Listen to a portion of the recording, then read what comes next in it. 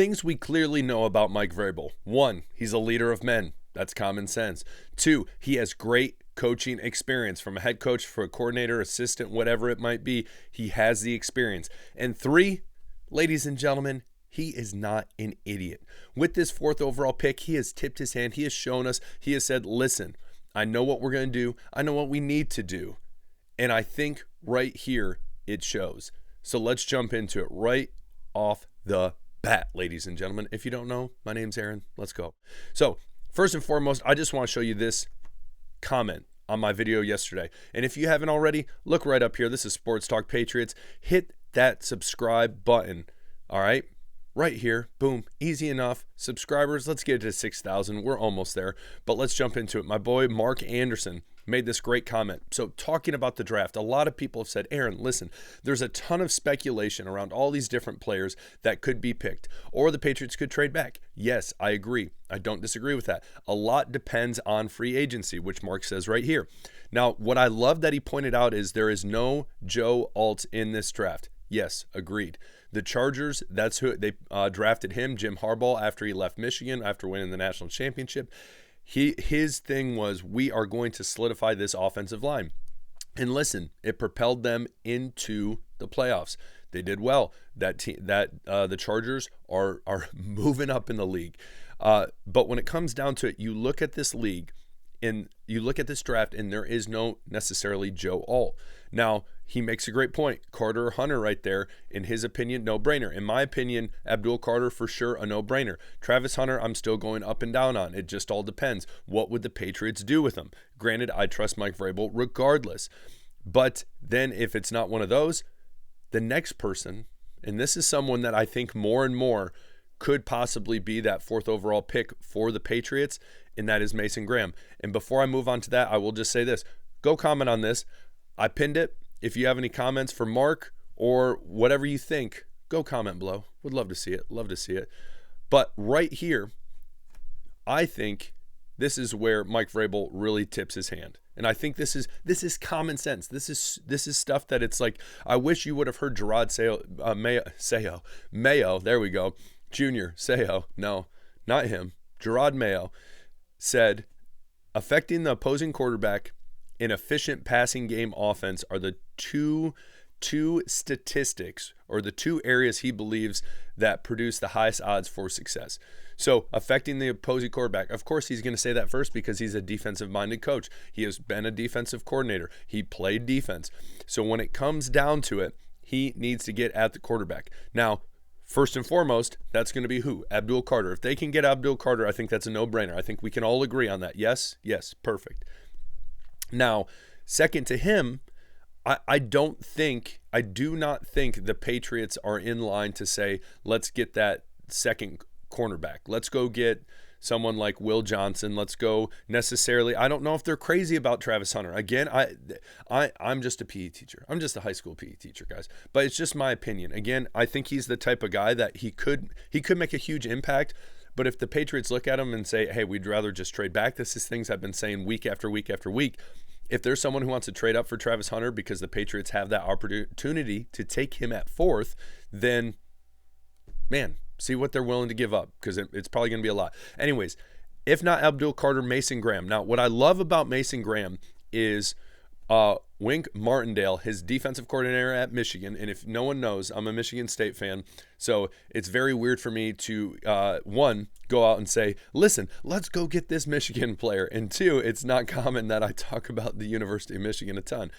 But anyways, he talks about how Graham is essentially like a unicorn for his size playing defensive tackle, because he can play multiple positions on the defensive line. So kind of like we talked about a couple episodes ago with Keion White.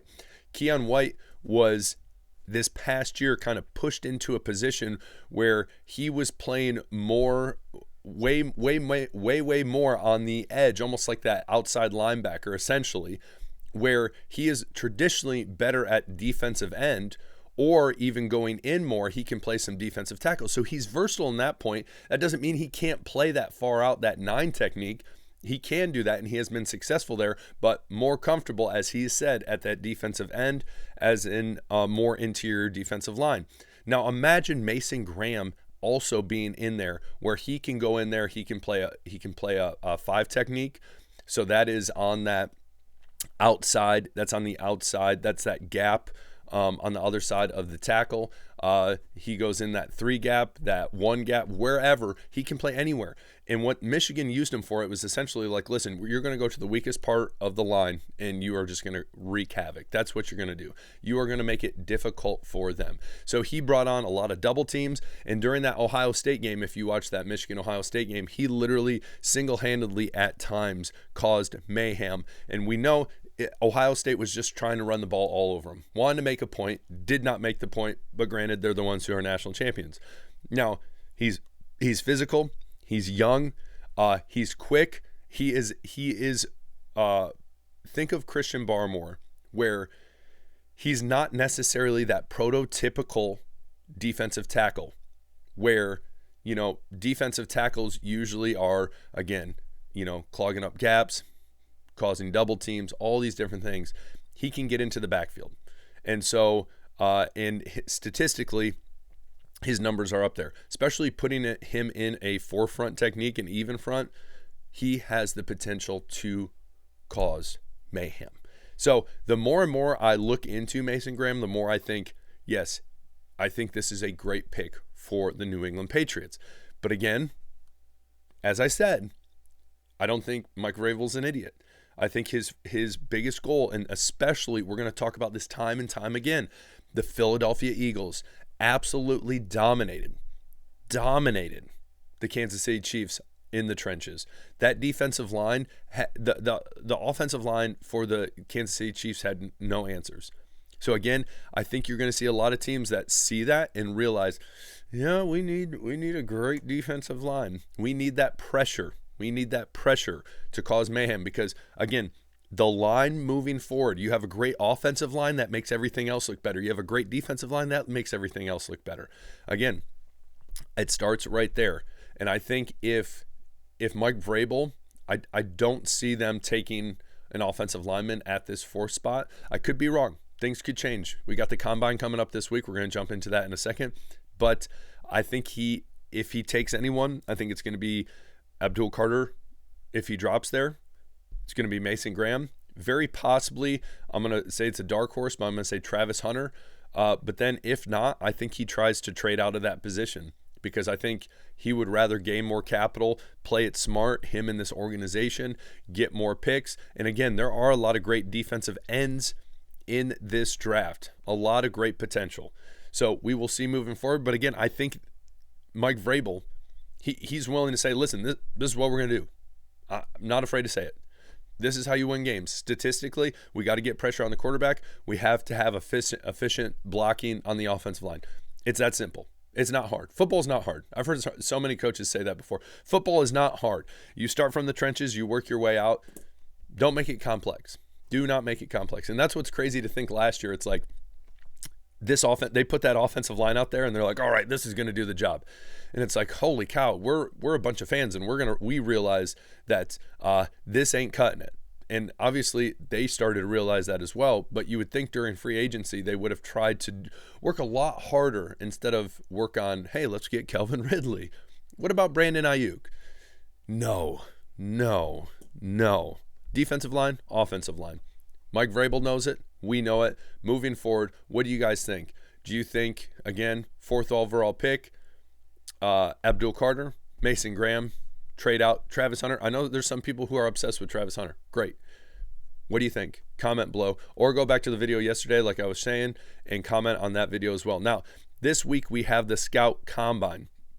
I'm actually thinking about going. We're going to see if I end up making it. It's not that far of a drive for me all the way down to Indianapolis. It's about 4.5 hours.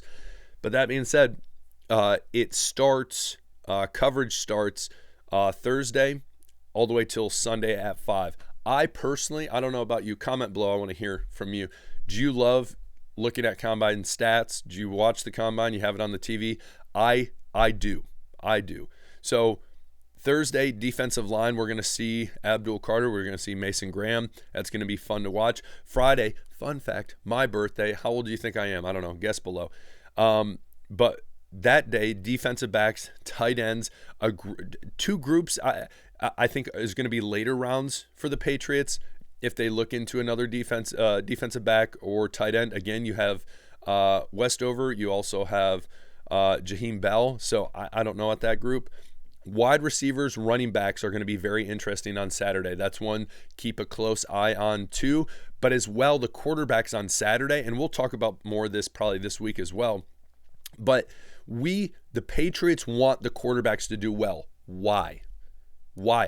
They want the quarterbacks to do well because if the Titans say, oh man, Cam Ward, he did great, guess what? They're probably going to say, we want him. As well, they're probably going to have a pro day and all these different things. But if they do well, that's the better chance that Abdul Carter drops to us. It's as simple as that. They do well. We need Shadur Sanders to do well. Shoot, maybe Jackson Dart. We need these quarterbacks to do well. So all these teams, there's a lot of teams that need quarterbacks. They start scrambling and they say, we need him, we need him, we need him. Last but not least, Sunday is going to be interesting. So a week from today, we have offensive line. That'll be interesting to see as well. I think there is potential you can see some players based on the combine kind of shift their positions based on their numbers coming out. But again, some people live and die by the combine. Some people are like, listen, if you go out there and you perform well, you can rocket up your draft stock. True, that's very true. But there's even a player a couple years ago, Brian Branch, who is a safety for the Lions. He was supposed to be a first-round pick. He ran like a 4.58, and a lot of people are like, "Oh, that's not going to be good. That's not going to be good." Now, I think he's at least one-time Pro Bowler, if not two-time Pro Bowler at this point.